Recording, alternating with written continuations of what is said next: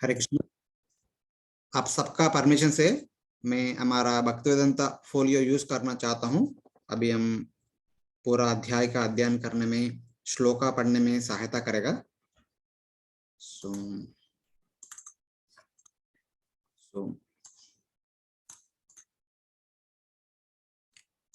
Perfect.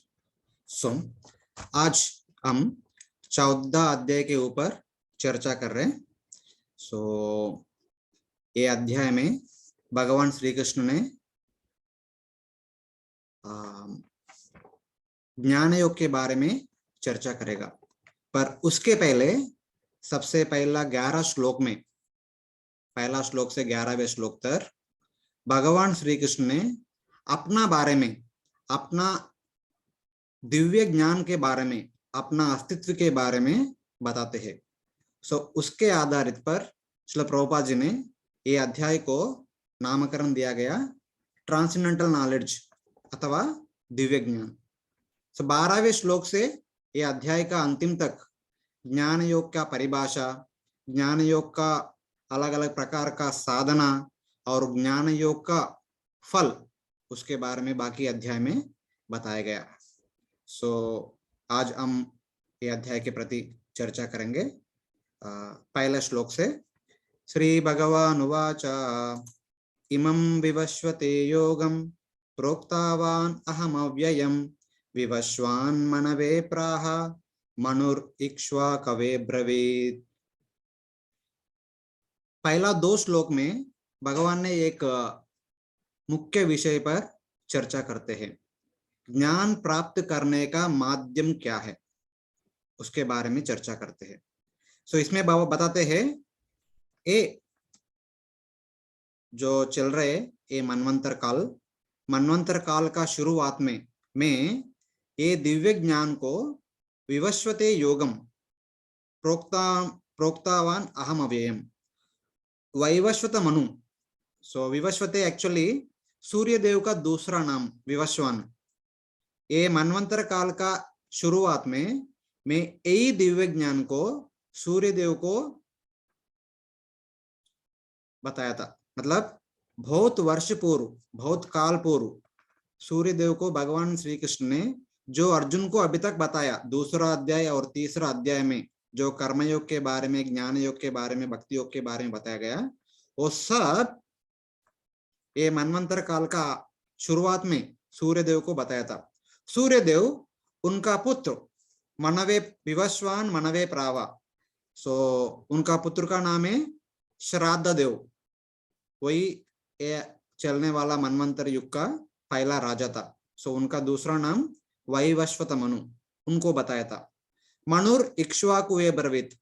ओ वैवस्वत मनु, ओ श्राद्ध देव, उनका हुआ 10वां पुत्र में सबसे बड़ा पुत्र, उनका नाम इक्ष्वाकु, उनको वही ज्ञान दिया गया। ये इक्ष्वाकु का राजा के कुल में भगवान श्री राम का जन्म होता है। ये ज्ञान का शुरुआत का चर्चा। ये मनवंतर काल का शुरुआत में भगवान श्री कृष्ण ने जो ज्ञान अभी तक अर्जुन को बताया था, दूसरा और तीसरा अध्याय में वही पूरा संपूर्ण ज्ञान सूर्यदेव को बताया था। सूर्यदेव ने अपना पुत्र श्राद्ध देव को बताया था। श्राद्ध देव ने अपना पुत्र इक्ष्वाकु को बताया था। इक्ष्वाकु ने वैसे एक के बाद पिता ने पुत्र को बताया था, पुत्र ने अपना पौत्र को बताया था, ऐसा आगे चलता आ रहा था। एवं परंपरा प्राप्तम इमं राजर्षयो विदु सकाले नेह महता योगो नष्टा परंतपा।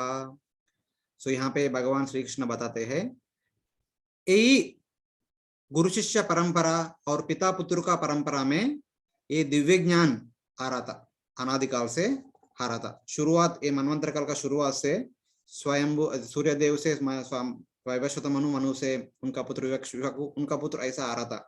पर काल का प्रभाव से योगो नष्ट परंतपा, एक ज्ञान लुप्त हो गया। काल का प्रभाव से एक ज्ञान सही तरीका से आगमन नहीं हुआ, बीच में लोग इसको भूल गया था। अभी भगवान बताते हैं ज्ञान परंपरा में आते हैं, बट काल का प्रभाव से कभी कभी वो विच्छिन्न भी हो जाते हैं। भगवान अभी बताते हैं वही ज्ञान को अभी मैं आपके द्वारा पुनःस्थापना करना चाहता हूँ। सएवायम मया तेद्य योगा प्रोक्ता पुरातना भक्तोऽसि मे सखा चेते रहस्यम ही एतदुत्तमम्। सो भगवान श्री कृष्ण बताते हैं, सा एव अयम मया ते अद्य, आज मैं वही ज्ञान को आपके द्वारा पुनःस्थापना करना चाहता हूं। क्यों भगवान अर्जुन को चुना था एक ज्ञान को पुनःस्थापना करने के लिए? अर्जुन का क्वालिफिकेशन था भक्तों से में, आप मेरा भक्त है, और सखा चेती, आप मेरा सखा भी है। एक ज्ञान प्राप्त करने के लिए मुख्य लक्षण ये दोनों होना चाहिए। एक चीज आप मेरा भक्त, दूसरा चीज आप मेरा सखा।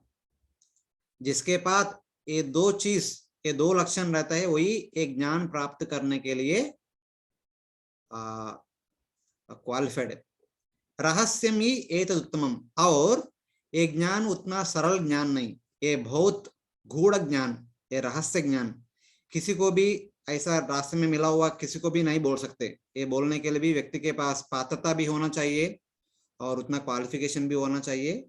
वो क्वालिफिकेशन भगवान श्री कृष्ण ने अर्जुन में देखा था, इसलिए अर्जुन को बताने के लिए भगवान श्री कृष्ण ने अभी शुरुआत किया। सो ये 3 वर्ष, ये पूरा चैप्टर का पूरा अध्याय का एक बैकग्राउंड जैसे काम करते हैं। ये तीनों को लेकर, ये तीनों वर्ष के आधारित पर अर्जुन ने एक बहुत अच्छा सरल प्रश्न पूछते हैं।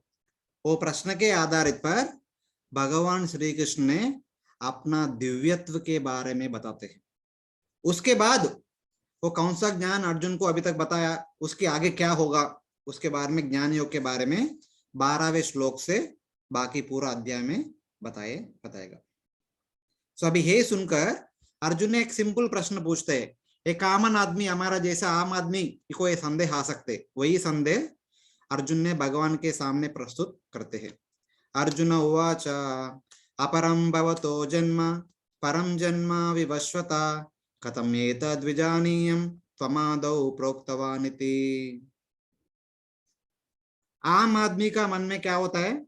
भगवान श्री कृष्ण भी हमारा जैसे एक मनुष्य, हमारा जैसे उनका भी जन्म हुआ था, उनका भी कर्म हुआ था, बाद में उनका भी मरण हुआ था। ऐसा करके आम आदमी या नॉर्मल पीपल सोचते हैं। सो उसका ये संदेह को निवृत्त करने के लिए अर्जुन ने ये प्रश्न पूछता है। प्रश्न क्या है? अपरम भवतो जन्म परम जन्म विवस्वता। हम दोनों, हे सखा, हम दोनों साथ में जन्म लिया था। आपने श्रावण मास में जन्म लिया था, मैं तो फाल्गुन मास में जन्म लिया था। 6 महीने के अंतर से आप कैसे बोल सकते हैं? आप सूर्यदेव को एक ज्ञान के बारे में सबसे पहले बताया था, वो सूर्यदेव उनका पुत्र शातदेव को बताया था, वो शातदेव उनका पुत्र इक्ष्वाकु को बताया था। आप कैसे बोल सकते हैं ऐसा? जितना मेरा ज्ञान है उससे मैं ये सोच कर सकता हूँ हम दोनों जन्म साथ में लिया था। किसी को बोलना है तो ये जीवन काल में बोला हो सकता है। जो वैभव, जो सूर्यदेव, जो श्राद्धदेव, जो विवस्वान बहुत बहुत पहले जन्म हुआ था, उनको आप कैसे बोल सकते?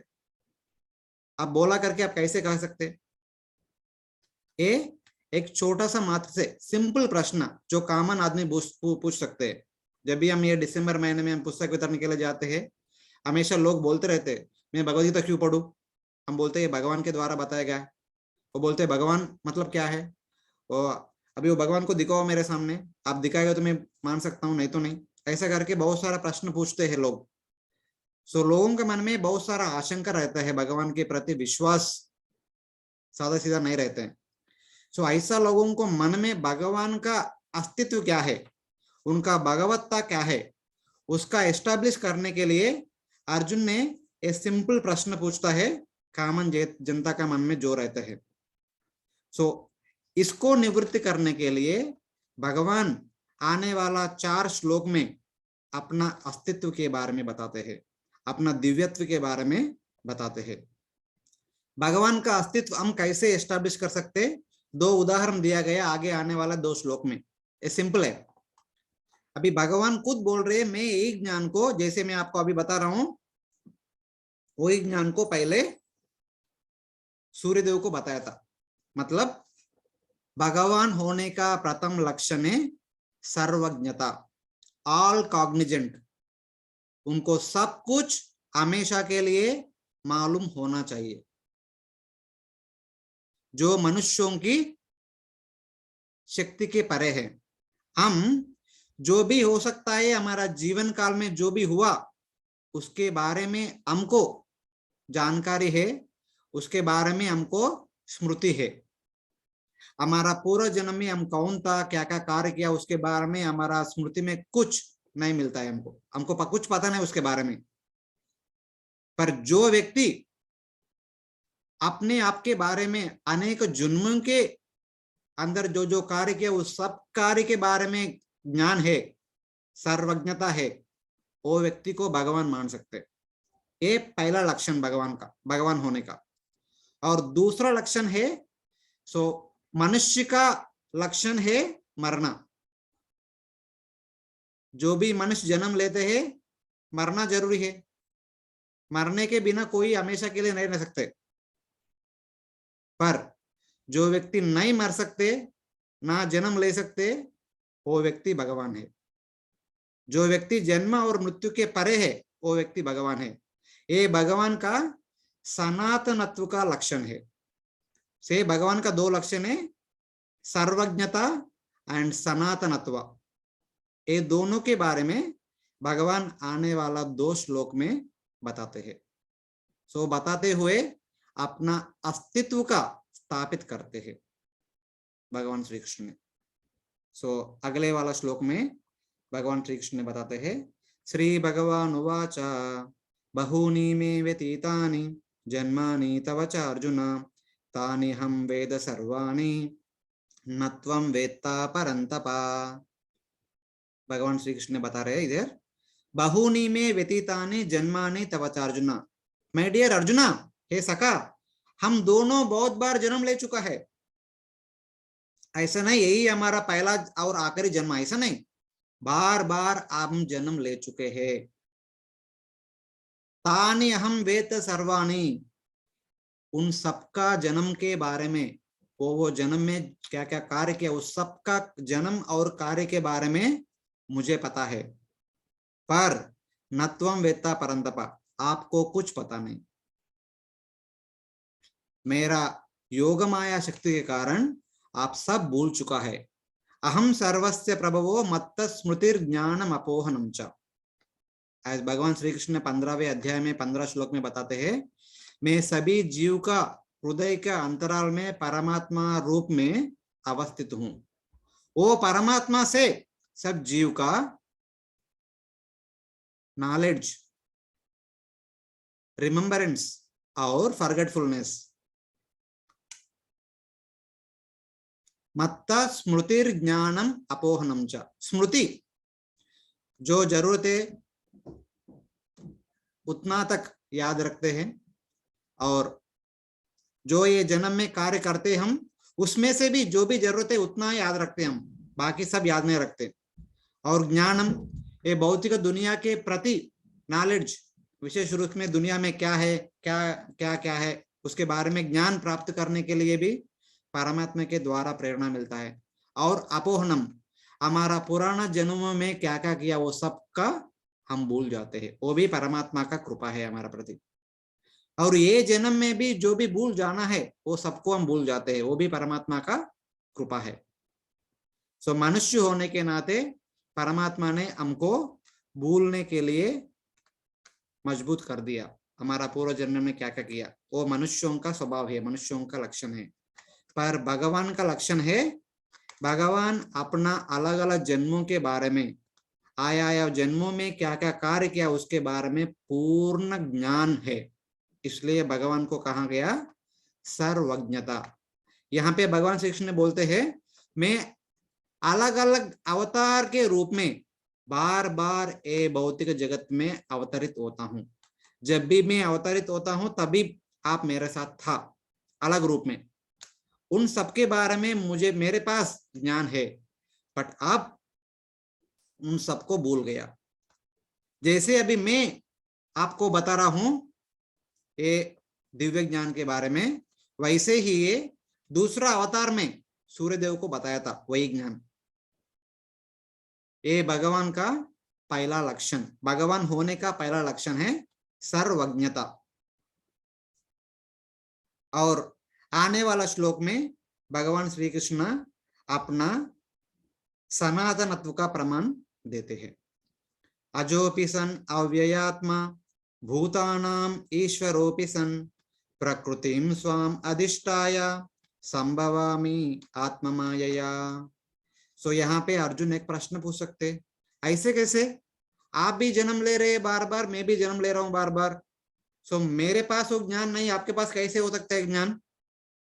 सो आपका जन्म और मेरा जन्म के बीच में अंतर क्या है? वो दोनों समान है?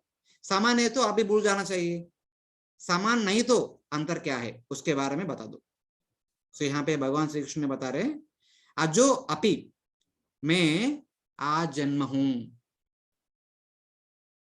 मनुष्य कर्म के आधीन पर बार बार जन्म लेते हैं। मैं आजन्म हूं क्यों? मैं कर्म के अतीत हूं। भगवान श्री कृष्ण ने कर्म सिद्धांत और कर्म का चर्यों का अतीत है, इसलिए वो भौतिक जगत में कर्म का आधारित पर बार बार जन्म नहीं लेते हैं। फिर भी और भगवान का अलग लक्षण क्या है? अव्यय आत्मा, उनका शरीर, उनका मन, उनका तन कभी भी विच्छिन्न नहीं होता है, वो हमेशा एक ही स्थिति में रहता है। अव्यय, वो डिग्रेड नहीं होता है, वो डिंडल नहीं होता है। सो भगवान का मन तन शरीर सब एक ही स्थिति में हमेशा रहता है। और भगवान का दूसरा लक्षण है भूतानाम ईश्वरोपि सन, मैं सभी जीवों का मास्टर हूं, कंट्रोलर हूं। सभी जीवों का जन्म और कर्म प्रदान करने वाला प्रकृति का भी मास्टर हूं। प्रकृतिम स्वाम अधिष्ठाया संभवामि आत्ममायया, मेरा बहिरंग शक्ति के कारण सभी जीव राशियों को अलग अलग जन्म प्रदान करता रहता हूं, अलग अलग शरीर देके अलग अलग जन्म प्रदान करता रहता हूं। पर मैं वो बहिरंग शक्ति के मास्टर होने के नाते मेरा अंतरंग शक्ति का सहायता लेते हुए बार बार मेरा सच्चिदानंद स्वरूप में ये भौतिक जगत में अवतरित होता हूं। ये अवतरण का दूसरा नाम जन्म, मेरा लीलाओं का दूसरा नाम कर्म। फिर भी लोग मेरा अवतार को जन्म माने, मेरा कार्य को कर्म माने, पर मेरा जन्म और कर्म मेरा अंतरंग शक्ति का आधीन में रहता है, और मनुष्यों का जन्म और कर्म बहिरंग शक्ति का आधीन में रहता है। ये अंतर है, मेरा जन्म और आपका जन्म का अंतर ये है। भौतिक ऑफकोर्स बहिरंग शक्ति का प्रभाव से हम बार बार जन्म लेते हैं, इसलिए हमारा पूर्व जन्म का स्मृति नष्ट हो जाता है। भगवान भौतिक बहिरंग शक्ति के अधीन में नहीं आते, इसलिए उनका स्मृति कभी भी नष्ट होता नहीं। ये भगवान का सनातनत्व का प्रमाण है। ऐसा ये दोनों श्लोक में भगवान अपना दिव्य स्थिति के बारे में प्रमाण देते हैं। मैं सर्वज्ञ हूं क्योंकि हर जन्म में क्यों को जो जो कार्य किया उस सबके बारे में ज्ञान है मेरे पास। और मेरा जन्म कर्म के अधीन पर नहीं होता है, मेरा जन्म भौतिक प्रकृति के अधीन पर नहीं होता है, अथवा मेरा जन्म आध्यात्मिक प्रकृति के अधीन पर होता है। इसलिए मेरा जन्म नहीं कहा जा सकते है, क्योंकि वो जन्म कर्म के अधीन पर नहीं होता, इसलिए वो जन्म को जन्म नहीं कहा सकते। इसलिए मैं सनातन हूं। ऐसा करके भगवान अपना अस्तित्व को निरूपण देते हैं, प्रमाण देते हैं दोनों अध्याय में। अभी प्रश्न ये सवाल उठता है, अभी ऐसा ही तो आप बार बार क्यों अवतार हो रहे?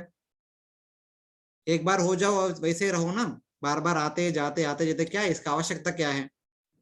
ऐसा करके मन में प्रश्न आ सकता है। तो तभी भगवान श्री कृष्ण बताते हैं, यदा यदा हि धर्मस्य ग्लानिर्भवति भारत अभ्युत्थानमधर्मस्य तदात्मानं सृजाम्यहम्। जब जब धर्म में ग्लानि आ जाते हैं, धर्म का नष्ट हो जाते हैं, अधर्म का अभिवृद्धि होता है, तब तब मैं अवतरित होता हूं ये भौतिक जगत में, अवतरित होकर धर्म को पुनः करता हूं। तभी अर्जुन ने ये प्रश्न पूछता है, आपको आने की आवश्यकता क्या है? किसी और को भेज सकते हैं। कोई राजर्षि और कोई ब्रह्मर्षि, कोई भी ब्रह्मज्ञानी और महाराज आके अधर्म को बढ़ाने वालों असुरों को अंत करके धर्म का पुनः कर सकते हैं। आपको स्वयं आपको ही आने का आवश्यकता क्या है? आप बार बार क्यों आते हैं धर्म का पुनः करने के लिए? सो उसके बारे में भगवान श्री कृष्ण ने बताते हैं, ऐसा नहीं कोई राजर्षि और कोई ब्रह्मर्षि सब कार्य कर सकते, वो कर सकते कुछ थोड़ा बहुत, बट सब नहीं कर सकते। जब सिचुएशन उनके भी परे है, तब मुझे आना जरूरत पड़ता है। इसको कहा जाता है इधर भगवान श्री कृष्ण में, परित्राणाय साधूनां विनाशाय च दुष्कृतां धर्म संस्थापनार्थाय संभवामि युगे युगे। परित्राणाय साधूनां, भक्तों के साथ आदान प्रदान करने के लिए मुझे आना पड़ता है। जो भक्त ये भौतिक जगत में तीव्र रूप से भक्ति कर रहे, भगवान का सेवा करने के लिए, प्रत्येक रूप में सेवा करने के लिए इच्छा जागृत है उनका मन में, भगवान के साथ आदान प्रदान करने के लिए उनका मन में इतना इच्छा है, उस समय वो लोग भगवान का सेवा करने के लिए प्रत्यक्ष रूप में मौका नहीं मिल रहे करके बहुत दुखित होता है। उनका वो दुख से निवृत्त करने के लिए भगवान खुद अवतार लेकर उनका सामने प्रकट होकर उनका सेवा प्रत्यक्ष रूप में स्वीकार करते हैं। ये किसी राजर्षि और ब्रह्मर्षि के द्वारा नहीं हो सकता है, केवल भगवान के द्वारा ही हो सकता है। भक्तों का सेवा प्रत्यक्ष रूप में स्वीकार करने के लिए मैं आता हूं। ये पहला रीजन बताते हैं। दूसरा रीजन, विनाशाय च दुष्कृतम, कभी कभी वो दुष्कृत इतना बड़ा रहता है, जैसे रावण, हिरण्याक्ष, हिरण्यकश्यप, कुंभकर्ण, कंसा इत्यादि, कोई राजर्षि कोई ब्रह्मर्षि के हाथों के द्वारा मारना असंभव है। वैसे दुष्टों को मारने के लिए भगवान को खुद आना पड़ता है। सो वैसा असुरों को नाश करने के लिए और उनका उद्धार के लिए भगवान खुद आकर यहाँ पे उनको मारकर उनको मुक्ति प्रदान करते हैं। जब भी ऐसा असुर कोई राजा के द्वारा, कोई ब्राह्मण के द्वारा मारेगा, वो उनका नरक प्राप्त होता है सिर्फ। पर जब वो लोग भगवान के हाथों में द्वारा मारते हैं, उनको मुक्ति प्रदान होता है, मुक्ति प्राप्त होता है। ये भगवान का असीमित कृपा ये बड़े बड़े असुरों के प्रति। तो नहीं तो वो नरक लोग जाएगा तो फिर वापस जन्म लेगा, फिर वापस असुर वृत्ति को बड़ा करते रहेंगे। तो उनको पूर्ण रूप से मुक्ति प्रदान करने के लिए भगवान स्वयं अवतरित होके असुरों को भी मुक्ति प्रदान करते हैं। और धर्म संस्थापनार्थाय, कोई ब्राह्मण और कोई आचार्यगण और कोई राजर्षि वर्णाश्रम धर्म को पुनर्स्थापना कर सकते, पर प्रेम भक्ति को पुनर्स्थापना करने के लिए भगवान को खुद आना पड़ता है। जैसे भगवान श्री कृष्ण और चैतन्य महाप्रभु खुद आकर प्रेम भक्ति को कैसा पालन करने का, कैसा पोषण करने का, कैसा प्राप्त करने का अपना स्वयं एक उदाहरण मानकर सबको सिखाते हैं। ये किसी और के द्वारा पॉसिबल नहीं, कोई और ये नहीं कर सकते। सो भगवान का शुद्ध प्रेम प्राप्त करने के लिए क्या करने का, कैसे करने का, उसको उदाहरण देने के लिए, एक एग्जाम्पल देने के लिए भगवान खुद भक्त बनकर चैतन्य महाप्रभु का रूप में अवतरित होते हैं कभी कभी। सो अवतार के द्वारा हम सबको प्रेम भक्ति मतलब क्या है, प्रेम भक्ति को कैसे पाना है, इसके बारे में शिक्षण देते हैं। ये भगवान अथवा कोई और नहीं कर सकते। इसलिए बार बार भगवान जब जब जरूरत पड़ता है तब तब अवतरित होकर ये तीन चीज करते रहते हैं। अब ये प्रश्न आ सकते हैं, ये सबका जरूरत क्या है, ये सबका आवश्यकता क्या है, ये क्यों करने का ये सब? परित्राणाय साधूनां विनाशाय दुष्कृतां धर्म संस्थापनार्थाय। यहाँ पे धर्म मीन्स प्रेम भक्ति, प्रेम भक्ति को प्रस्थापना करने के लिए उसका आवश्यकता है, अगला श्लोक में बताया गया। जन्म कर्म च मे दिव्यम एवं यो वेति तत्त्वतः त्यक्त्वा देह पुनर्जन्म नैति मामेति सोऽर्जुन। यहाँ पे भगवान श्री कृष्ण ने बोलते हैं, नॉर्मल वर्णाश्रम धर्म कर्म ज्ञान योगा पालन करते हुए एक जीव भौतिक धाम जाने के लिए बहुत प्रयास करना पड़ता है। भौतिक धाम जाने के लिए रास्ता सुगम करने के लिए और त्वरित करने के लिए, जल्दी जल्दी पहुंचने के लिए भगवान खुद बार बार अवतरित होकर भगवत धाम कैसे पहुंचना है हमको सिखाते हैं और पहुंचने वाला मार्ग को छोटा बढ़ाते हैं। कैसे? भगवान बार बार जन्म लेते हैं और अलग अलग प्रकार का कार्य, बार बार अवतरित होते हैं और अलग अलग प्रकार का कार्य करते हैं, लीला करते हैं। अब भगवान नहीं आते हैं तो उनका अवतार नहीं होता है, उनका जन्म का प्रस्तावना नहीं होता और उनका कर्म का प्रस्तावना नहीं होता है। भगवान इसलिए अवतरित होता है बार बार ताकि हम सबको सुनने के लिए कुछ सब्जेक्ट मैटर प्राप्त हो। भगवान के जन्म के बारे में और उनका दिव्य जन्म के बारे में और दिव्य लीलाओं के बारे में सुनने के बारे में कुछ सब्जेक्ट प्राप्त हो, इसलिए भगवान बार बार जन्म होते हैं, बार बार अवतरित होते हैं। वो क्यों सुनना चाहिए? भगवान बोलते हैं, त्यक्त्वा देहम पुनर्जन्म नैति मामेति सोऽर्जुन। जो भी व्यक्ति भगवान का लीलाओं का और भगवान का दिव्य जन्मों के बारे में श्रवण करते हैं और बाकी वक्तों का वर्णन करते हैं और उनका अनुस्मरण करते हैं, वो जीव का ये जन्म आखिरी जन्म होता है। उसके बाद वो जीव भौतिक धाम चले जाते हैं। जीव भौतिक धाम जाने के लिए उनका मार्ग को सुसंपन्न करने के लिए और त्वरित गति में पहुंचने के लिए भगवान बार बार अवतरित होते हैं और अपना अलग अलग प्रकार का दिव्य जन्म और दिव्य कर्मों के विस्तृत रूप में प्रकट करते हैं ताकि हम सब उनको सुन सकते, हमारा जीवन को सफल करके भगवत धाम जाकर भगवान को सेवा प्रत्यक्ष रूप में कर सकते हैं। कैसे जानना है? भगवान का दिव्य जन्म और दिव्य कर्म को तत्वतः सही ढंग से समझना चाहिए। अभी प्रश्न उठता है, आप बोल रहे हैं जो भी जीव का, भक्तों का आपका जन्म और कर्मों के बारे में जानकारी देने के लिए आप जन अवतरित करते हैं बार बार और लीला करते हैं। कोई ऐसा एग्जाम्पल है क्या? कोई लोग ये सब सुन के ये सब का पाठन करते हुए भगवत धाम चले गए, ऐसा कुछ है क्या उदाहरण? अगला श्लोक में भगवान प्रमाण देते हैं उसको। वीतरागा भयक्रोधा मन्मया मामुपाश्रिता बहवो ज्ञान तपसा पूता मद्भावमागता। यहाँ पे भगवान श्री कृष्ण बोलते हैं, बहवो बहुत सारा बुद्धिमान लोग भूतकाल में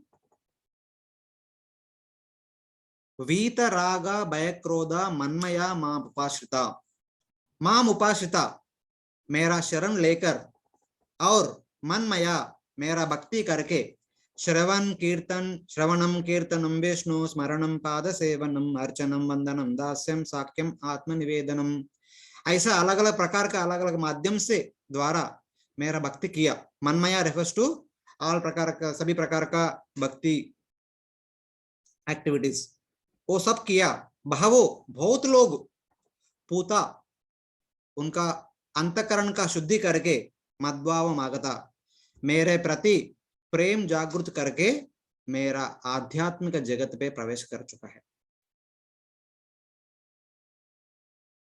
ऐसा करके भगवान उदाहरण देते हैं। भगवत धाम जाने के लिए और कृष्ण प्रेम प्राप्त करने के लिए दो चीज करना है। एक चीज वीतराग भय क्रोध, भौतिक जगत के प्रति आसक्ति, राग मतलब भौतिक जगत के प्रति आसक्ति, और भय, क्या जो शास्त्र में बोला गया वो होता है क्या, उसके प्रति जो भय है उसको दूर करते हुए, क्रोध जो भी व्यक्ति हमारा मन में आशंका करने के लिए प्रयास कर रहे, उनके प्रति क्रोध ना करते हुए। समाज में बहुत लोग है, आध्यात्मिक शास्त्रों को नकार करने वाला बहुत सारा लोग है। हमेशा बोलते हैं कर्म झूठ है, ज्ञान झूठ है, भक्ति झूठ है, भगवान झूठ है, ऐसा बोलने वाला बहुत सारा लोग रहते हैं। उनका बोलने से उनके प्रति कुछ विश्वास ना रखते हुए, उनका बोलने उनका सुनने से प्रभावित होकर कुछ मन में भय ना जागृत करते हुए और उनके प्रति कुछ क्रोध ना व्यक्त करते हुए, जो भी व्यक्ति भगवान को प्रति पूर्ण समर्पित होकर भगवान का भक्ति पूर्ण मन से करते हैं, वैसा व्यक्ति भगवत धाम आने के अधिकारी बनता है। सो ये सब करने का नाम है ज्ञान तपस्या। ये एक बहुत बड़ा तपस्या है। क्या तपस्या है? एक तरीका से भगवान का दिव्य जन्म और दिव्य कर्मों के बारे में श्रवण करना और मनन करना और स्मरण करना एक तरफ से करने का, दूसरा तरफ से भगवान का दिव्य जन्म और दिव्य कर्मों को नकार करने वालों का शब्दों को दूर करना और वो व्यक्ति को दूर करना, उनके प्रति कोई आसक्ति और कोई भय और कोई क्रोध ना व्यक्त करना। ये दोनों प्रकार का तपस्या करना कंपलसरी है। एक ज्ञान तपस्या भगवान के प्रति संपूर्ण ज्ञान सही ढंग से प्राप्त करने के लिए करना जरूरत है। वो तपस्या जो भी व्यक्ति अपना जीवन में वो तपस्या अपनाते हैं, वो व्यक्ति भगवत धाम जाने के लिए, भगवान के प्रति प्रेम जागृत करने के लिए अधिकारी बन जाते हैं। सो यहाँ पे भगवान एग्जाम्पल दे रहे, वैसा भूतकाल में बहुत लोग भगवान के प्रति प्रेम जागृत हुआ उनका मन में और भगवत धाम जाकर भगवान को प्रत्यक्ष रूप से सेवा भी किया था। आखिरी श्लोक में भगवान श्री कृष्ण ने बोलते हैं अपना दिव्य ज्ञान का कंक्लूजन क्या है बताते हैं। इस समय अर्जुन को मन में एक प्रश्न आते हैं। सब लोग बहुत सारा कर रहे, कर्मी लोग कर्म कर रहे, ज्ञानी लोग ज्ञान कर रहे, योगी लोग योग कर रहे, भक्त लोग भक्ति कर रहे। आप भक्तों के बारे में इतना ज्यादा बोल रहे, बाकी लोगों को क्या होगा? भगवान ने बोलते हैं ऐसा नहीं, सब लोग कुछ ना कुछ मेरे पास आने के प्रयास कर रहे हैं।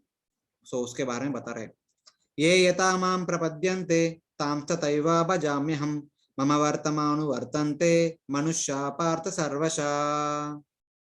जो भी व्यक्ति एक कर्मी, एक ज्ञानी, एक योगी, एक भक्त, जो भी उनका मन में रखते हुए मेरे प्रति समर्पण करते हैं, वो समर्पण से मेरे प्रति भक्ति व्यक्त करते हैं, भक्ति नहीं तो ज्ञान, योग और कर्म करते हैं, उनका उसी प्रकार से मैं उनके साथ आदान प्रदान करता हूं। एक भक्त भगवान को प्रत्यक्ष रूप में सेवा करने के लिए दृढ़ संकल्प अपना मन पे लेकर ज्ञान तपस्या कर रहे, मतलब भगवान का दिव्य जन्म और दिव्य कर्मों के बारे में जानकारी प्राप्त करने के लिए गुरु का आश्रय लेकर गुरु के द्वारा बताया हुआ भक्ति का अलग अलग माध्यम से भक्ति कर रहे हैं। भगवान श्री कृष्ण बोल रहे हैं मैं वैसा जीव को, वैसा भक्त को मेरे साथ लेता हूं और जब भी मैं फिर वापस ये भौतिक जगत में अवतार लेता हूं, मेरे साथ उनको भी लेके जाता हूं, ताकि वो व्यक्ति उनका गुरु के द्वारा जो मेरा जन्म और कर्म के बारे में सुना था, उनको मैं प्रत्यक्ष रूप में दिखाता हूं, ताकि वो समझे और वो ज्ञान को अपनाने। तो भगवान बोलते हैं भक्त जब भगवान का दिव्य जन्म, दिव्य कर्मों को मालूम करने के लिए प्रयास करते हैं, ज्ञान तपस्या करते हैं, तो भगवान बोल रहे हैं उनको अगला बार जब भी मैं अवतारित करूं, उस समय उनको मेरे साथ लेता हूं, उनको भी जन्म प्राप्त होगा मेरा संग में। वो व्यक्ति प्रत्यक्ष रूप में देखेगा मेरा दिव्य जन्म कैसे होता है, मेरा दिव्य कर्म कैसे होता है। ये करते हुए उनका इच्छा मैं पूरा करूं। और जब भी कोई योगी और ज्ञानी भगवान का अस्तित्व को ना मानते हैं, वो बोलते हैं भगवान का जन्म और कर्म ये दिव्य नहीं, ये मनुष्यों का जैसे है, वो उनका ये अवतार में कुछ भगवत्ता नहीं, ऐसा बोलते हैं वो से केवल सिर्फ निराकारी ब्रह्मन ही सबसे उत्तम है, ऐसा बोलने वाला ज्ञानी और योगी लोगों को भगवान बोलते हैं आप मान रहे हैं मेरा जन्म और मेरा कर्म और मेरा शरीर का अस्तित्व नहीं, सो मैं आपको भी वैसे सिचुएशन में डालता हूं, आपको कभी भी मुक्ति प्राप्ति नहीं होगा, आपको मैं बार बार जन्म देता हूं ये भौतिक जगत में, आपको बार बार भौतिक कर्म करने के लिए अवसर प्राप्त करता हूं, क्योंकि आप मेरे प्रति ऐसा सोच विचार किया, आपको आपके प्रति ऐसा ही अनुभव होने का मैं सभी प्रकार का व्यवस्था करके रखता हूं, ताकि आप बार बार भौतिक जगत में जन्म लेकर बार बार भौतिक कर्म करते हुए आप भौतिक जन्म और भौतिक कर्म को अनुभव कर सके। और भगवान बोलते हैं और कुछ अच्छे बुद्धिमान ज्ञानी लोग और बुद्धिमान योगी लोग हैं, भगवान का अस्तित्व को मानते हैं, फिर भी वो मोक्ष करने के लिए भक्ति करते हैं। सो भगवान बोलते हैं ऐसा लोगों का मन में जो भी इच्छा है मैं तुरंत पूरा करूंगा, बिकॉज वो लोग मेरा अस्तित्व को नकार नहीं कर रहे, मेरा अस्तित्व को एक्सेप्ट कर रहे, पर उनका मन में इच्छा था मोक्ष प्राप्त करने के लिए, सो उनको मैं मोक्ष प्रदान करूंगा।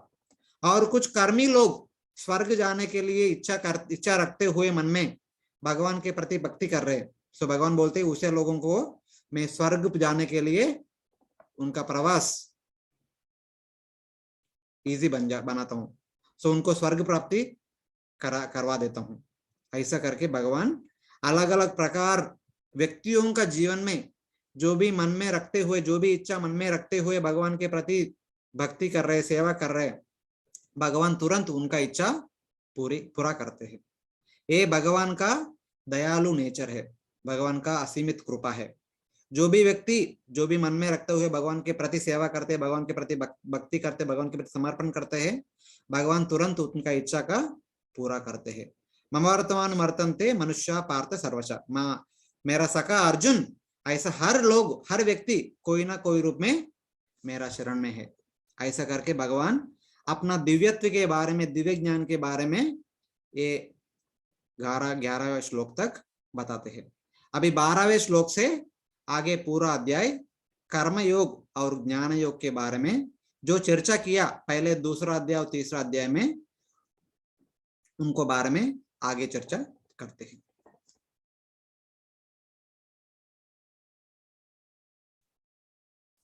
बारहवें श्लोक, कांक्षिता कर्म नाम सिद्धिम यजंता यह देवता क्षिप्रम ही मानुषे लोके सिद्धिर्भवति कर्मजा।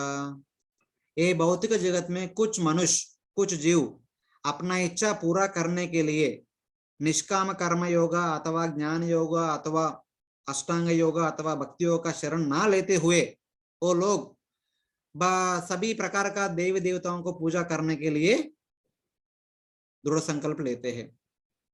कांक्षिताम कर्मणाम सिद्धिम यजंता यह देवता, उनका मन में जो इच्छा है उनका पूरा करने के लिए, त्वरित रूप से पूरा करने के लिए ये भौतिक देवताओं को प्रति समर्पण करते हैं।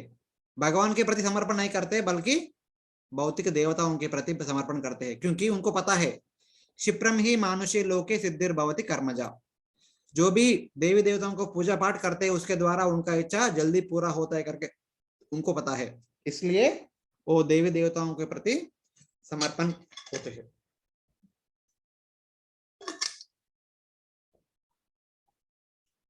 सो बिकॉज इनको पता है निष्काम कर्म योग करने से, ज्ञान योग करने से, अष्टांग योग करने से, भक्ति योग करने से फल उतना जल्दी नहीं मिलता है। इसका आधारित पर वो भौतिक देवी देवताओं को प्रति आकर्षित होकर उनका पूजा पाठ करते रहते हैं। तभी अर्जुन प्रश्न पूछते, ये क्या, ये तो अलग दिशा में जा रहे हैं, उनको सही दिशा में कैसे ला सकते हैं हम?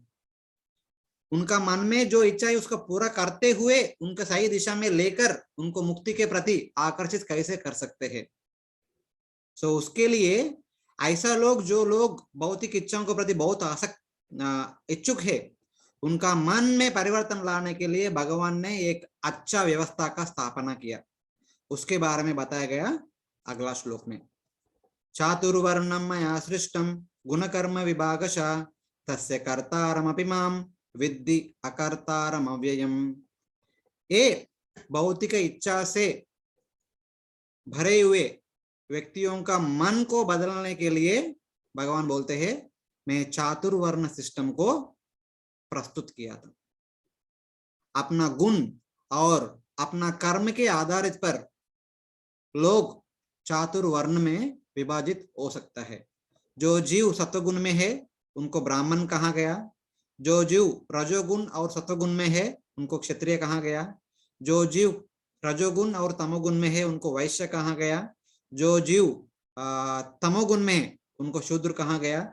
और उनका गुण के आधारित पर उनका अलग अलग प्रकार का कार्य रहता है। गुण और कार्य के बारे में, गुण और कार्य के आधारित पर भगवान ने एक सिस्टम को, एक व्यवस्था को स्थापना किया है भौतिक जगत में। उनका नाम है वर्णाश्रम सिस्टम। ये वर्णाश्रम सिस्टम को पालन करते हुए धीरे धीरे धीरे धीरे जिसका मन में स्वलाभ के प्रति इच्छा है उसका पूरा करने के लिए देवी देवताओं को प्रति समर्पण कर रहे हैं, उन धीरे धीरे उनका मन बदलकर जो इच्छा है, स्वलाभ का इच्छा है, वो निवृत्त होकर भगवान का सेवा के प्रति इच्छा जागृत होगा। तो ये उद्देश्य से भगवान ने ये वर्णाश्रम सिस्टम का स्थापना की। सो कोई बोल सकते मतलब आप ये व्यवस्था का सृष्टिकार है। सो भगवान बोलते हैं विद्धि अकर्तारम अव्ययम, ये व्यवस्था का सृष्टिकार मेरा प्रकृति ने किया, मेरा शक्ति प्रकृति ने किया, मैं खुद नहीं। सो मेरा व्यवस्था है, आध्यात्मिक जगत में है, भगवान है, भक्ति है, उनके साथ आदान प्रदान करना वो मेरा व्यवस्था है। बट जो वर्णाश्रम व्यवस्था है भौतिक जगत में, ये मेरा प्रकृति का सृजन है, ये मेरा सृजन नहीं।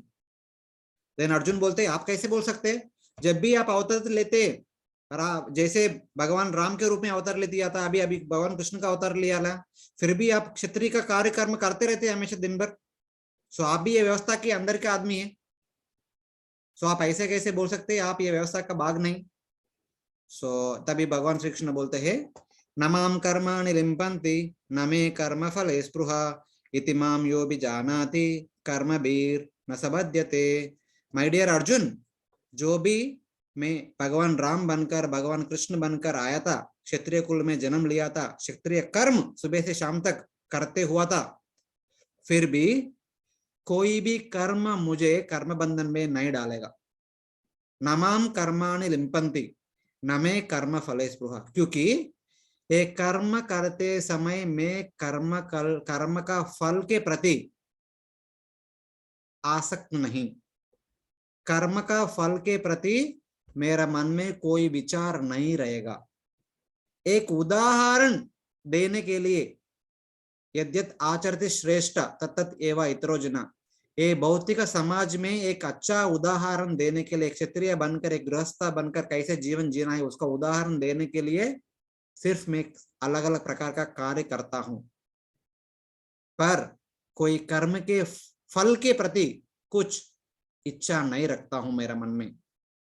इतिमाम यो भी जानाति कर्मभिर् न सबध्यते, कोई भी जीव, कोई भी व्यक्ति भौतिक जगत में ये विशेष के बारे में समझकर, जैसे मैं जी रहा हूं ये भौतिक जगत में, जैसे वो जिएगा, ऐसा व्यक्ति भी कभी भी कर्म बंधन में नहीं रहेगा। जैसे मैं कर्म बंधन में नहीं रहूंगा, वैसा कोई भी मेरा जैसे जीवन जीता है, कर्म करते हुए फल के प्रति कुछ इच्छा नहीं रखते हैं, सिर्फ कर्म इसलिए करते हैं एक उदाहरण देने के लिए समाज के प्रति, वैसा व्यक्ति भी कर्म बंधन में नहीं रहेगा। एवं ज्ञात्वा कर्म कृतं पूर्वैरपि मुमुक्षुभिः कुरु कर्मैव तस्मात् त्वं पूर्वै पूर्वतरं कृतं। ये विषय के बारे में पूरा ज्ञान प्राप्त करते हुए बहुत लोग भूतकाल में, जैसे विवस्वान, जैसे जनक महाराज, अपना जीवन काल पर अपना उत्तरदायित्व निभाया था। एक क्षत्रिय होने के नाते, गृहस्थ होने के नाते आपका अपना अपना धर्म पूर्ण मन से, पूर्ण रूप में कर दिया था। वैसा लोग कभी भी कर्म बंधन में नहीं आया था, क्योंकि उनको पूरा ज्ञान प्राप्त हुआ था। जैसे वो लोग पूर्ण ज्ञान से मन निष्ठा से अपना वर्णाश्रम धर्म को पूर्ण चित्त शुद्धि से निभाया था, आप भी वैसे ही करो। कुरु कर्मैव तस्मात्वम, हे अर्जुना आप भी वैसे ही करो जैसे वो लोग भूतकाल में किया था, वैसे ही आप करो।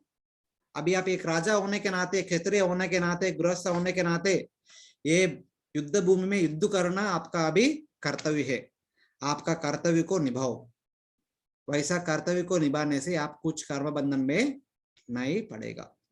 क्योंकि अर्जुन ने पहला अध्याय में बताया था अभी ये सबको मारेगा तो क्या होगा, हम तो बहुत बड़ा पाप करेंगे करके ऐसा अर्जुन ने बोला था। अभी भगवान ने बोल रहे हैं कुछ कर्म बंधन नहीं रहेगा आपको, सिर्फ आपका कर्म करो, फल के प्रति आसक्त ना रहो। सो ऐसा करके भगवान श्री कृष्ण ने कर्म सिद्धांत को कैसा पालन करने का, निष्काम कर्मयोग कैसे पालन करने का, उसके बारे में अच्छा रूप में 4 श्लोक में बताया गया, 12 से 15 तक। और ऐसा कर्म करने से, ऐसा निष्काम कर्म पालन करने के लिए ज्ञान चाहिए। कर्म क्या है, कर्म में अलग अलग प्रकार का विभाग क्या है, सो उनको क्यों करने का, कैसे करने का, करने से क्या फल प्राप्त होगा, उसके बारे में जानकारी 16 to 24 एक श्लोक में भगवान श्री कृष्ण प्रदान करते हैं। किम कर्म किम कर्मेति कवयोपि अत्र मोहिता तत्ते कर्म प्रवक्ष्यामि यज्ञात्वा मोक्षसे शुभात्। माय डियर अर्जुना, कर्म क्या है, अकर्म क्या है, उसके बारे में पूर्ण रूप से ज्ञान कवियों को भी संभव नहीं होता है। वो ज्ञान को मैं अभी आपको बताना चाहता हूं। वो जानकर आप ये भौतिक संसार से मुक्ति प्राप्त कर सकते हैं। ये ज्ञात्वा मोक्ष से अशुभात, अशुभात मतलब भौतिक संसार, ये भौतिक संसार से आप विमुक्त हो सकता है। कर्म क्या है, अकर्म क्या है, उसके बारे में पूरा ज्ञान सही ढंग से प्राप्त करने से आप और कोई भी जीव ये भौतिक प्रपंच से, भौतिक संसार से मुक्त हो सकता है। अभी भगवान ने अगला श्लोक 17 to 24 कर्म और विकर्म और अकर्म के बारे में ज्ञान देते हैं।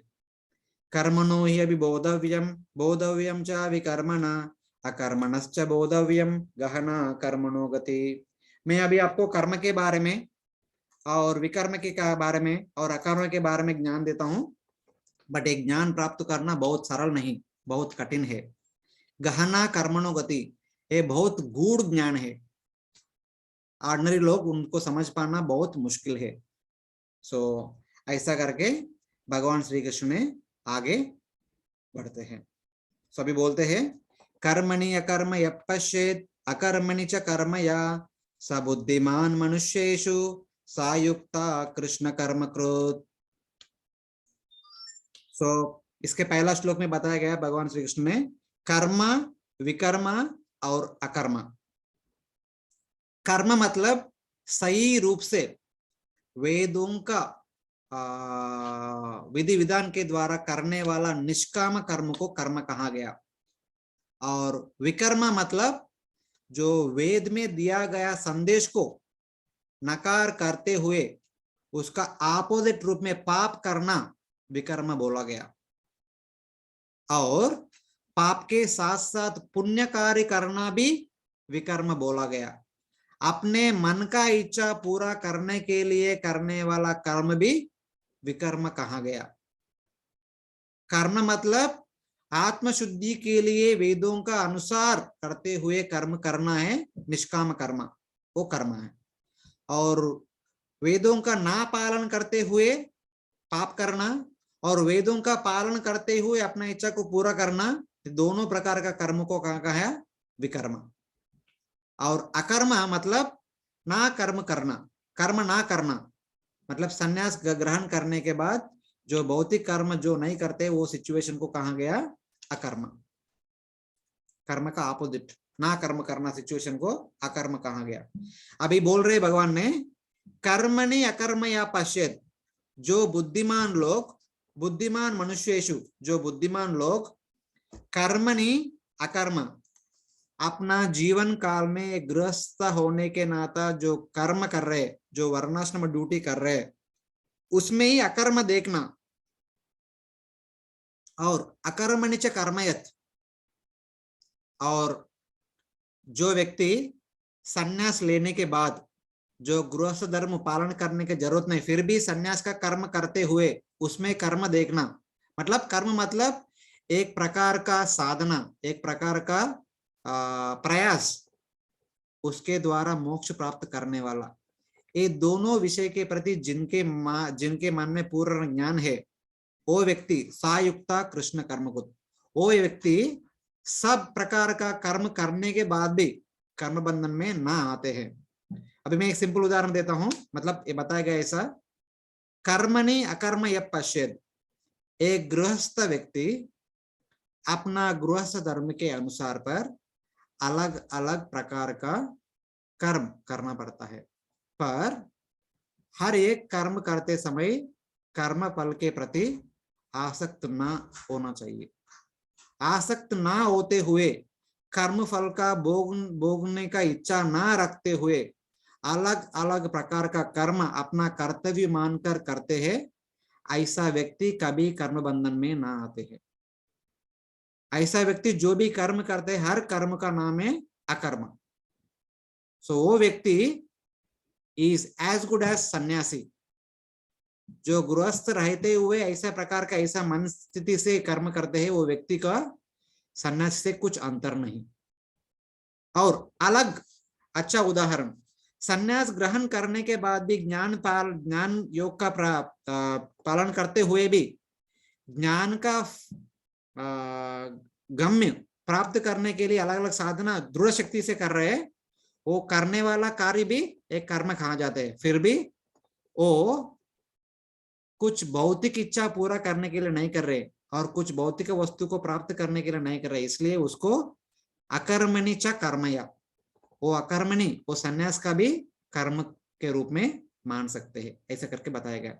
और दूसरा उदाहरण दिया गया, एक बैड एग्जाम्पल, मतलब रॉन्ग एग्जाम्पल, अकर्मणि च कर्म। अभी जो भी व्यक्ति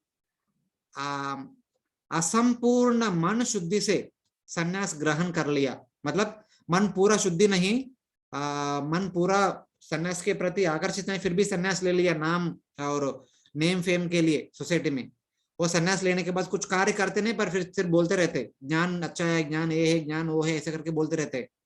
ऐसा व्यक्ति का मन में सिर्फ पूजा लाभ प्रतिष्ठा के प्रति आसक्ति है। ऐसा व्यक्ति सन्यास लेने के बाद भी सिर्फ पूजा लाभ प्रतिष्ठा के लिए अपना जीवन व्यतीत करते हैं। ऐसा व्यक्ति सिर्फ सन्यास में भी कर्म को देख रहे हैं, कर्म का फल के प्रति आसक्त है। सो ऐसा व्यक्ति सन्यास लेने के बाद भी कर्म बंधन में आ जाते हैं, ऐसे करके एग्जाम्पल दिया गया। सो बल्कि कर्म में कर्म, अकर्म में कर्म जो व्यक्ति देखते हैं, वो व्यक्ति कभी भी कर्म बंधन में ना आ सकते हैं। ऐसा व्यक्ति भगवान को प्राप्त करने के लिए सक्षम बन जाता है। ऐसा करके सायुक्ता का कृष्ण कर्मकृत, सायुक्ता मीन्स भगवान का अनुयायी भरने के लिए सक्षम है, ऐसा करके बताएगा। सो अभी इसका वर्णन आगे श्लोक में दिया गया। कर्म में अकर्म, अकर्म में कर्म मतलब क्या है, उसके बारे में भगवान श्री कृष्ण बताते हैं। यस्य सर्वा समारंभा काम संकल्प वर्जिता ज्ञानाग्नि तर्द कर्माणाम तम आहु पंडितम बुधा। सो एक बुद्धिमान व्यक्ति, पंडित लोग बोलते हैं एक बुद्धिमान व्यक्ति, यस्य सर्वा समारंभा काम संकल्प वर्जिता, सभी प्रकार का कर्म करते हुए, वर्णाश्रम धर्म पालन करते हुए, पर उनका मन में फल के प्रति कुछ आकांक्षा नहीं, फल भोगने के लिए कुछ आकांक्षा नहीं, वैसा व्यक्ति उनके ये, जब भी व्यक्ति के हृदय में ज्ञान है, जब निष्काम कर्म करेगा तभी ये व्यक्ति ज्ञान करने के लिए, ज्ञान योग प्राप्त करने के लिए अधिकारी बनेगा, ज्ञान योग करने से मोक्ष प्राप्त करने के लिए अधिकार बनेगा, ऐसा ज्ञान है।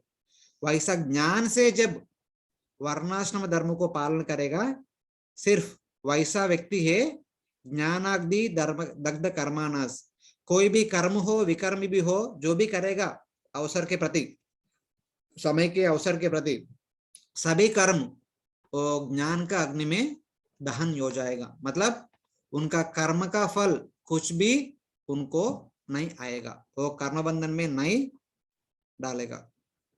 सो वैसा व्यक्ति तुरंत मोक्ष प्राप्त करेगा, ऐसा करके बताएगा। त्यक्त्वा कर्म फलासंगम नित्य तृप्तो निराश्रया कर्मणि अभि प्रवृत्तोपि नैव किंचित करोति सा।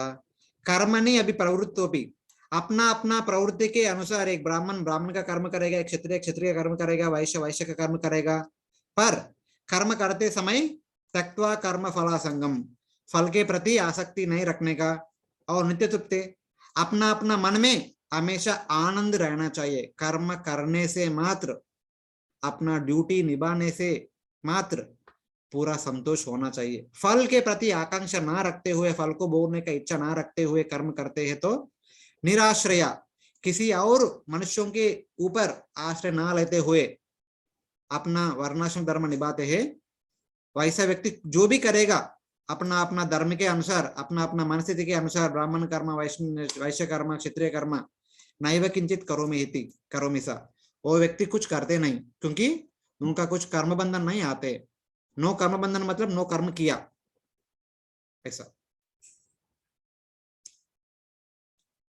निराशीर्यत चित्तात्मा त्यक्त्वा सर्व परिग्रह शरीरम केवलम कर्म कुर्वन्नाप्नोति किल्बिषम।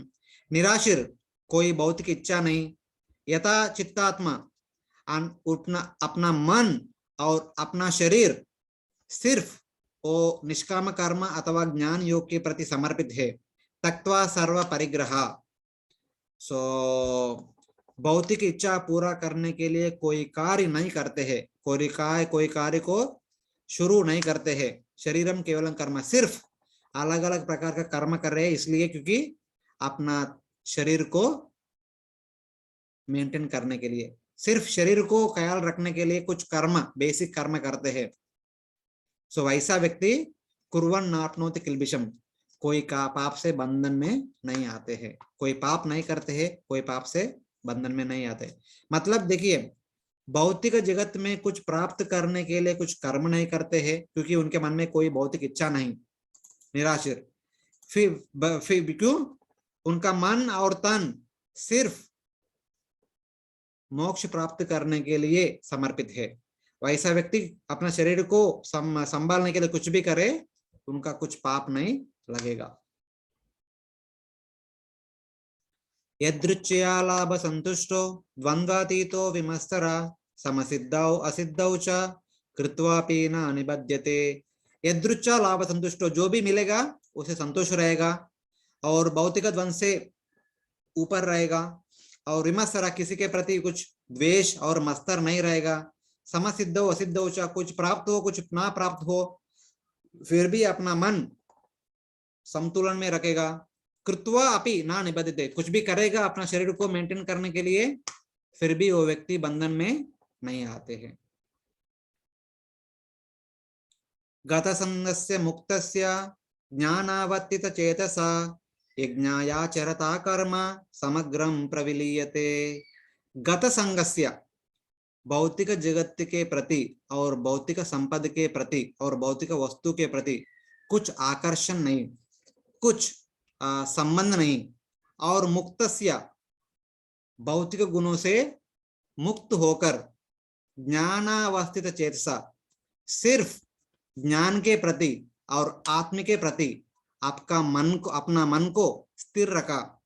यज्ञायाचरता कर्म, सभी प्रकार का कर्म करते हुए, किसके समर्पित करते हुए? यज्ञ का समर्पित करते हुए सभी प्रकार का कर्म करते हैं। समग्रम प्रविलीयते, जो भी कर्म करे वो कर्म से कर्म बंधन में नहीं आते। वो कर्म अच्छा भी हो बुरा भी हो, अच्छा कर्म स्वर्ग ले जाते हैं, बुरा कर्म नरक ले जाते हैं। बट ये व्यक्ति जब गत संगस्य, कुछ भौतिक वस्तु और भौतिक विषय के परे आसक्ति नहीं, और मुक्तस्य, भौतिक संपदा से मुक्त होकर ज्ञानावस्थित, उनका मन पूरा सिर्फ आत्मा का साक्षात्कार के लिए लग्न करके रखा, ऐसा व्यक्ति जो भी कर्म करेगा ऐसा कर्म को यज्ञ बोला गया। यज्ञ या आचरता कर्म, कोई भी कर्म करेगा वो सभी कर्म को यज्ञ माना गया। सो वैसे यज्ञ के द्वारा कुछ भी कर्म बंधन ना मिलेगा। जैसा तीसरा अध्याय में बोला गया, यज्ञार्थात कर्मणो अन्यत्र लोकोयम कर्म बंधना। जो भी कर्म यज्ञ का रूप में करेगा तो कोई कर्म बंधन नहीं रहेगा, अथवा हर एक कर्म पुण्य भी हो पाप भी हो जीव को कर्म बंधन में रखेगा। अभी अगला श्लोक में आप ऐसा व्यक्ति करने वाला हर एक कर्म को यज्ञ कैसे कहा जाते हैं, सो उसके बारे में बताया गया। ब्रह्मार्पणम ब्रह्म हविर ब्रह्माग्नो ब्रह्मणाहुतम ब्रह्मैव तेन गंतव्यम ब्रह्म कर्म समाधिमा। ये बताया गया एक यज्ञ में जो भी यूज करेंगे हम, ब्रह्मार्पणम, एक स्पून के द्वारा हम घी डालते हैं और अलग अलग प्रकार का दान डालते हैं, उसका नाम है ब्रह्मार्पणम, वो भी ब्रह्मन का प्रतिरूप है। ब्रह्म हविर, जो भी हम यज्ञ में समर्पण करेंगे, जो भी दान और जो भी घी, वो भी ब्रह्मन का प्रतिरूप है। ब्रह्माग्नव, जो अग्नि में हम डाल रहे हैं वो अग्नि भी ब्रह्मन का प्रतिरूप है। और ब्रह्मणाहुतम, जो व्यक्ति डाल रहे, जो यजमानी यज्ञ कर रहे, वो भी ब्रह्मन का प्रतिरूप है। ब्रह्मैव तेन गंतव्यम ब्रह्म कर्म समाधिना। ब्रह्मणा, जो व्यक्ति वो यज्ञ कर रहे वो सिर्फ ब्रह्मन को देख रहे, अपना हर एक कार्य में सिर्फ ब्रह्मन को देख रहे। क्यों? ब्रह्मन के देखते हुए, ब्रह्म के प्रति कर्म करते हुए वो व्यक्ति ब्रह्मैव तेन गंतव्यम, अल्टीमेटली ब्रह्मन को प्राप्त करेगा, अल्टीमेटली मोक्ष को प्राप्त करेगा। जो भी व्यक्ति जो भी कार्य कर रहे, इधर एक यज्ञ का उदाहरण दिया गया, हर विषय ब्रह्मन का प्रतिरूप मानते हुए, हर विषय ब्रह्म के प्रति समर्पण करते हुए, हर विषय ब्रह्मन को प्राप्त करने के लिए करते हैं, ऐसा व्यक्ति जरूर कम समय में मोक्ष प्राप्त करेगा। ऐसा व्यक्ति करने वाला हर एक कर्म को ब्रह्म कर्म कहा गया। सो ब्रह्म करेगा कर्म का फल ब्रह्म को प्राप्त करना। सो अगला 10 श्लोक में बताया गया 25 to 33 अलग अलग प्रकार का ब्रह्म यज्ञ और ब्रह्म कार्य क्या क्या होता है। उसके बाद अलग अलग व्यक्ति ये ब्रह्म यज्ञ कैसे कर सकते हैं, जैसे इधर बताया गया ब्रह्म कर्म कैसे कर सकते, अलग अलग प्रकार का यज्ञ ब्रह्म कर्म कैसे हो सकता है, इसके बारे में बताया गया। दैवम एवा परे यज्ञम योगिना पर्युपासते ब्रह्माग्नौ अपरे यज्ञम यज्ञेनैवोपजुह्वते। कुछ लोग, कुछ कर्मयोगी देवी देवताओं को पूजा करते हैं। दैवम एवा परे, दैव यज्ञ करते हैं क्योंकि अपना इच्छा पूरा करने के लिए, ये एक प्रकार का यज्ञ देवताओं के समर्पण करते हुए करते हैं। और कुछ ज्ञानी लोग ब्रह्माग्नौ अपरे यज्ञम यज्ञेनैवोपजुह्वते, कुछ ज्ञानी लोग मोक्ष प्राप्त करने के लिए अलग अलग प्रकार का मंत्र जप करते हुए, ओम से प्रारंभ होने वाला अलग अलग प्रकार का मंत्र जप करते हुए अपने आप को ब्रह्म का नाम का अग्नि में समर्पित करते हैं। मतलब ब्रह्म में विलीन होने के लिए ये लोग अलग अलग मंत्र जप करते हुए ज्ञान योगा करते हैं। ये कहा एक ज्ञान योग के बारे में बताया गया। ब्रह्माग्नो, ब्रह्मन का नाम का अग्नि में अपने आप को समर्पित करते हैं, अपने आप को समर्पित करते हैं। और श्रोतव्यानिंद्रियाण्यन्ये संयमाग्निषु जुह्वति शब्दादीन विषयानन्ये इंद्रियाग्निषु जुह्वति। कुछ नैष्ठिक ब्रह्मचारी लोग अपना 5 इंद्रियों को अपना मन का अग्नि को समर्पित करते हैं। हमारा 5 इंद्रिया, आवर ईयर्स, आईज, नॉस्ट्रिल, टंग और स्किन अलग अलग प्रकार का विशेष विषय का भोग करने के लिए हमेशा प्रयास करते रहते हैं। सो ये नैष्ठिक ब्रह्मचारी जो लोग क्या कर रहे हैं, ये इंद्रियों को मन के अग्नि में समर्पित कर रहे हैं। अभी ना इंद्रिय बचेगा नहीं और इंद्रिय तृप्ति कैसे करेगा, ऐसा करके उनका अपना जीवन जीते हैं। और शब्दादीन विषयान्य इंद्रियाग्निषु जुह्वति। और गृहस्था लोग अलग अलग प्रकार का इंद्रिय भोग वस्तु अपना अपना इंद्रियों के अग्नि में डालते हैं। मतलब निश्चित रूप में समय के अनुसार, विधि विधान के अनुसार अलग अलग प्रकार का विषय को भोग करते हैं लिमिटेड में।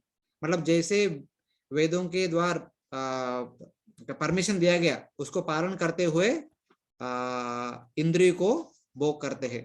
सो उसमें ऐसा गृहस्थ लोग अपना मन को शुद्धिकरण करते हैं, ऐसा कहा गया। सर्वानिंद्रिय कर्माणि प्राण कर्माणि चापरे आत्म संयम्य योगाग्नौ जुह्वति ज्ञान दीपिते।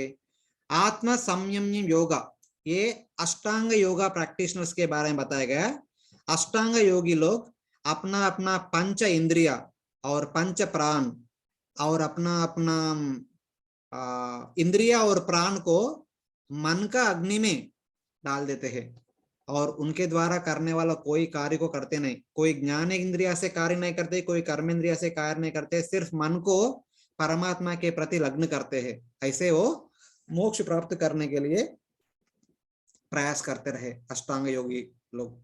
और अलग अलग प्रकार के व्यक्ति द्रव्य यज्ञ, तपो यज्ञ, योग यज्ञ तथा परे स्वाध्याय ज्ञान यज्ञश्च यतया संसिता व्रता।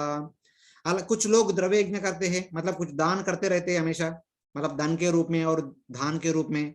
कुछ लोग तपस्या करते रहते हैं, कुछ लोग अष्टांग योग करते रहते हैं, कुछ लोग स्वाध्याय यज्ञ करते रहते, वेदों का पाठ करते रहते हैं, कुछ लोग ज्ञान प्राप्त करने के लिए करते श्रम करते रहते हैं।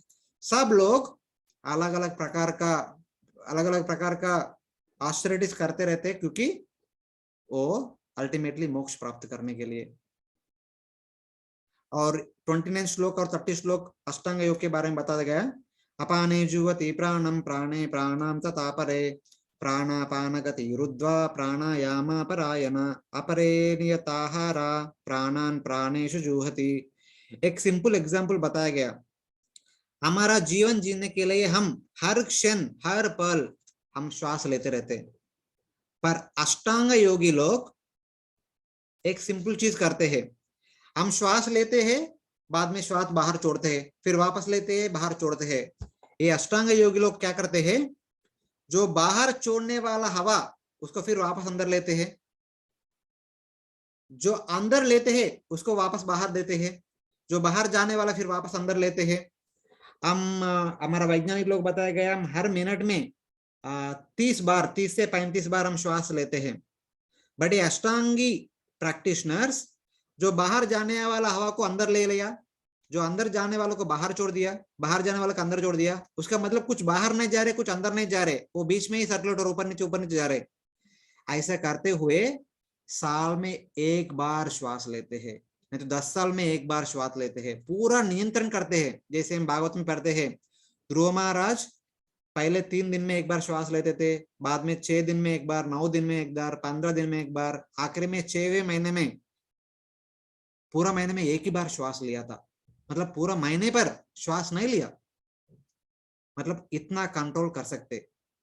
ये अष्टांग योगा प्रैक्टिशनर्स ऐसा अपना श्वास को नियंत्रित में करते हुए बहुत वर्षों के तक जी सकते हैं।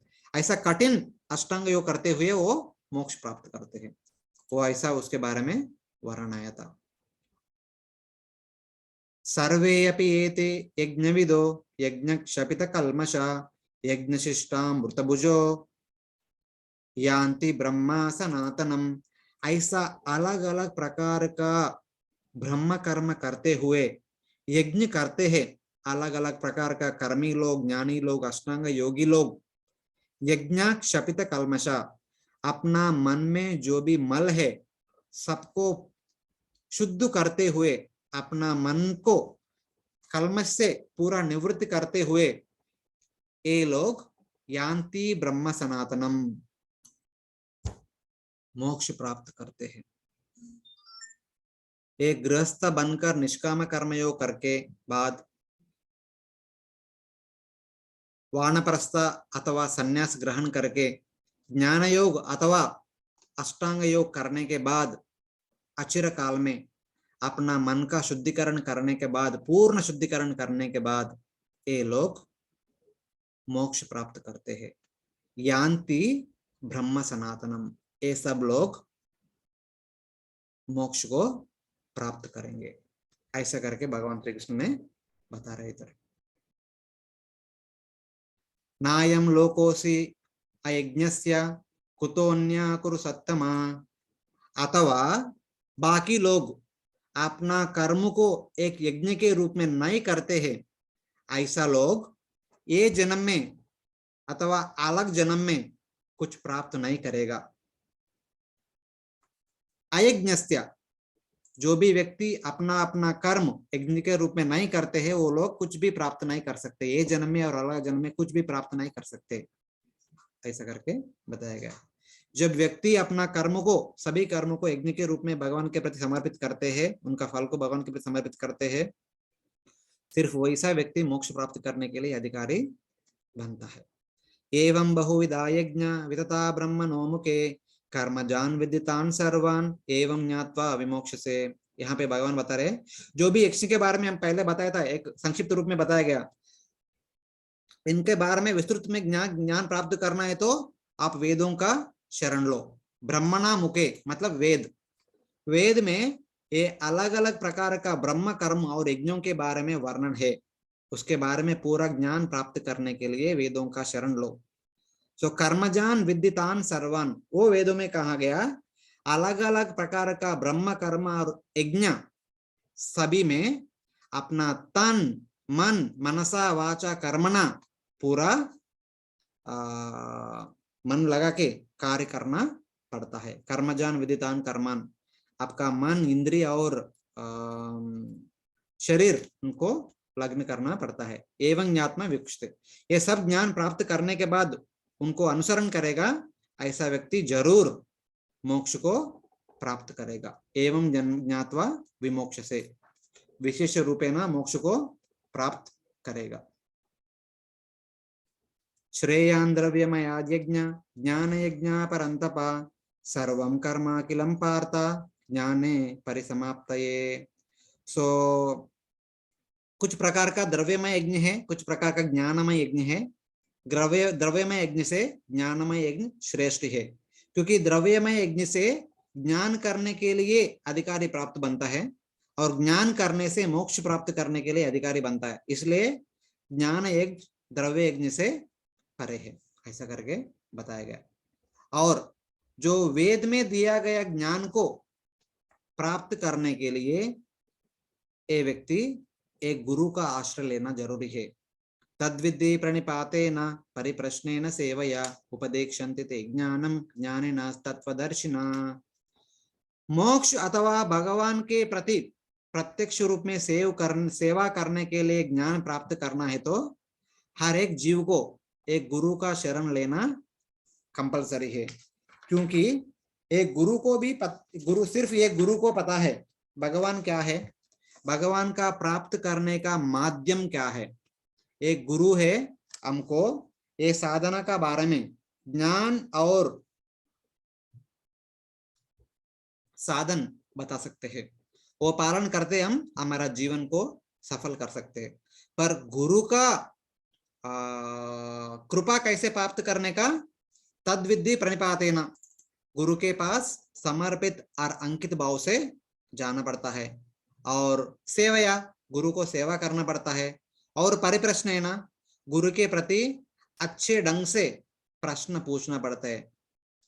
ये गुरु महाराज में और भौतिक जगत में, ये संसार में क्यों पड़े हैं, भौतिक जगत का बहुत दुख क्यों भोगना है, कितना समय तक में ये भोगना है, कब मैं ये दुख से निवृत्त हो सकता हूँ, ऐसा करके प्रश्न पूछना पड़ता है। जब भी वो गुरु हमारे प्रति कृपा दिखाते हैं, अपने असीम कृपा से हमको भगवान के प्रति ज्ञान और भक्ति के प्रति ज्ञान प्रदान करते हैं, वो ज्ञान को पालन करते हुए हम हमारा जीवन को सफल कर सकते हैं। तद्विज्ञानम सगुरुम एवाभिगच्छेत समित्पानि श्रोत्रियम ब्रह्मनिष्ठम।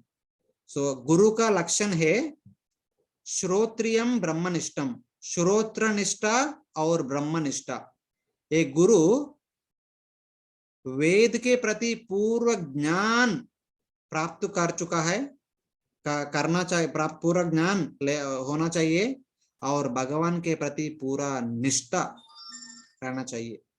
ये दो चीज एक व्यक्ति को गुरु बनने का आवश्यक है। जिस व्यक्ति में हम ये दो चीज देख सकते हैं, वेदों के ज्ञान पूरा है और भगवान के प्रति निष्ठा पूर्ण रूप से है, ओनली ऐसा व्यक्ति गुरु बनने का योगी है और ऐसा व्यक्ति को अपना गुरु मानना है। ऐसा व्यक्ति के द्वारा हमको मोक्ष प्राप्त करने के लिए मार्ग पता चलता है। सो ये इतना तक जो ज्ञान क्या है, वो ज्ञान को कैसे प्राप्त करना है, कर्म और विकर्म और अकर्म का क्या है, उसके ज्ञान कैसे प्राप्त करना है, इसके बारे में बताया गया। ऐसा ज्ञान गुरु के द्वारा प्राप्त करने के बाद वो ज्ञान करते हुए व्यक्ति अचिर काल में मोक्ष को प्राप्त करेंगे। वैसा ज्ञान के ग्लोरीज बाकी श्लोक में बताया गया। बाकी बचा हुआ 7-5 श्लोक में ये ज्ञान का पोजीशन क्या है, उसका ग्लोरीज बताया गया। यज्ञात्वा न पुनर्मोहम एवं याशसि पांडव येन भूतानि अशेषानि द्रक्ष्यसि आत्मनि अतो मयि। गुरु के द्वारा ये ज्ञान जो भी व्यक्ति प्राप्त करते हैं, वो उनको ये मालूम होता है हर एक जीव एक आत्मा है, भगवान का स्फुलिंग है, और उनका शरीर प्रकृति के द्वारा निर्मित हुआ एक वस्त्र है। जब भी व्यक्ति गुरु के द्वारा ज्ञान प्राप्त करते हैं, जो भी समाज में उनका आंखों के सामने देखते हैं, वो सिर्फ आत्मा को देखते हैं, शरीर का नहीं। एक ज्ञान का लक्षण है। विद्या विनय संपन्ने ब्राह्मणे कवि अस्तिनि सुनि चैव स्वाके च पंडिता समदर्शिना। हर एक व्यक्ति में एक ब्राह्मण हो, एक शूद्र हो, एक गाय हो, एक हाथी हो, हाथी के ऊपर चढ़ने वाला हो और गाय को खाने वाला हो, ये सिर्फ आत्मा को देखते हैं, शरीर को नहीं देखते हैं। एक ज्ञान का लक्षण है। वो गुरु के द्वारा ज्ञान प्राप्त करने के बाद ये व्यक्ति के मन में जागृत होता है। एक ज्ञान तभी जागृत होता है। अपि चेद असि पापेभ्य सर्वेभ्य पापकृत्तमा सर्वं ज्ञान प्लवेनैव वृजिनं संतरिष्यति। सो एक ज्ञान प्राप्त करने के लिए अपना जीवन में जो भी पाप कार्य और पुण्य कार्य करेगा, सभी कार्य नष्ट हो जाता है, क्योंकि एक ज्ञान का भोट, एक ज्ञान का नाव में चढ़े हैं। ये सिर्फ ज्ञान का नाव है, एक संसार से पार करने के लिए योग्य है। वृजिनम संतरिष्यति ज्ञान प्लवे नैव। सो ज्ञान प्लव, ज्ञान का नाव में बैठते हुए ये संसार को पार करते हैं। एतैद्दांसि समिद्धग्निर् भस्मसात् कुरुते अर्जुन ज्ञानाग्नि सर्वकर्माणि भस्मसात् कुरुते तथा। सर्वकर्माणि, जो भी पाप कार्य और पुण्य कार्य ज्ञान प्राप्त करने हुए ते समय जो भी किया, वो सभी कर्म का फल ये ज्ञान भस्म करते हैं, और एक ज्ञान उनको ये संसार को उस पार लेके जाते हैं। नहीं ज्ञानेन सदृशम पवित्रम यह विद्यते तत्स्वयं योग संसिद्धा कालेनात्मनि विन्दति। एक ज्ञान से कोई पवित्र वस्तु भौतिक जगत में नहीं, भगवान के प्रति ज्ञान, इससे परे कोई ये भौतिक जगत में नहीं। श्रद्धावाल्लभते ज्ञानम तत्परा सम्यतेन्द्रिया ज्ञानम लब्ध्वा पराम शांतिम अचिरेणाधिगच्छति। ये सबसे कंक्लूजन है। श्रद्धावाल, जो भी वेद में जो भी वर्णन है, एक गुरु के मुख के द्वारा हम सुनते हैं, उसके प्रति हमको श्रद्धा रहना चाहिए। वो श्रद्धा से जो भी गुरु बताएगा, जो निष्काम कर्म पालन करने का गुरु बताएगा, उसको निष्ठा रूप में पालन करना चाहिए। तत्परा, उनका निष्ठा रूप में पालन करते हुए सम्यक इंद्रिया, एक व्यक्ति अपना सभी प्रकार का इंद्री और मन को नियंत्रण में कर सकते हैं। उस समय अपना अपना वर्ण और आश्रम के अनुसार धर्म करते हुए, कर्म करते हुए, अपना इंद्रिय और मन को आधीन में रखते हुए, वेदों के प्रति निष्ठा रूप से गुरु ने जो बताया उसके ऊपर निष्ठा श्रद्धा रूप से करते हुए व्यक्ति ज्ञान योगा करने के लिए अधिकार प्राप्त करते हैं। तभी ज्ञान योग करते हुए मोक्ष प्राप्त करेगा। परम शांतिम refers to moksha. So एक गृहस्था बनकर निष्काम कर्म योगा पूर्ण निष्ठा से करने वाला एक समय में पूरा मन शुद्धि करने के बाद वानप्रस्थ अथवा संन्यास ग्रहण करके ज्ञान योग करने से अचिर काल में मोक्ष प्राप्त करेगा.